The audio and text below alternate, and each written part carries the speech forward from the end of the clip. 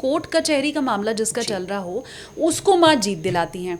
फिर उसके बाद मन में ये सवाल आया कि कोर्ट में जिसका भी केस है वो एक पक्षीय तो है नहीं, हमेशा दो पक्ष होते हैं और उसमें एक सही होगा एक गलत होगा। तो अगर कोर्ट कचहरी के केस में माँ जीत दिलाती हैं और दोनों ही पक्ष माँ की पूजा करने लग जाए तो माँ किसको जीत दिलाएंगी, सही को दिलाएंगी गलत को दिलाएंगी? क्या इसके पीछे की धारणा है? बात तो आपकी बिल्कुल सही है शालिनी, लेकिन ये बात सच है कि अगर आपके ऊपर कोर्ट कचहरी का केस चल रहा है तो माँ उसमें आपको जीत दिलाती है। लेकिन आपने खुद ही अपने सवाल का जवाब दे दिया। भगवान विष्णु गए माँ की जो है आराधना करने, लेकिन मदन नहीं गया क्योंकि मदन को अहम था। तो जब भी कोर्ट कचहरी का केस चल रहा है एक बात निश्चित होती है, उसमें एक व्यक्ति बिल्कुल सही होता है और एक व्यक्ति बिल्कुल गलत होता है। तो जो गलत व्यक्ति है वो माँ की पूजा भी करेगा ना तो माँ सुनेगी ही नहीं, क्योंकि माँ के सामने स्वच्छ सही जाना चाहिए। आप बता दो, कृष्ण जी कहते थे मैया मोरी मैं नहीं माखन खायो, पर माँ को तो पता होता था कि मक्खन खाया, लेकिन फिर जब वो ममता और प्यार से बोलते थे माँ मैंने मक्खन नहीं खाया, तो माँ भी मान जाती थी कि तूने मक्खन नहीं खाया।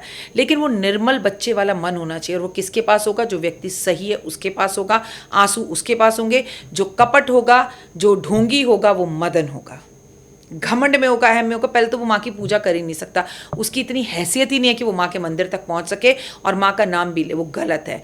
और कोर्ट कचहरी के केसेस में ना लेंदी पीरियड होता है। लोग ना वहाँ दुश्मन से नहीं हारते, वहाँ समय से हारते हैं। वो तारीख पे तारीख उससे इंसान हारता है। हमारे देश में कानून को लेके इस व्यवस्था को सही होना चाहिए। ये एक बहुत बड़ी गलत व्यवस्था है जिसमें लोगों के महल के महल चले जाते हैं, ज़िंदगी जवानी से बुढ़ापा आ जाता है।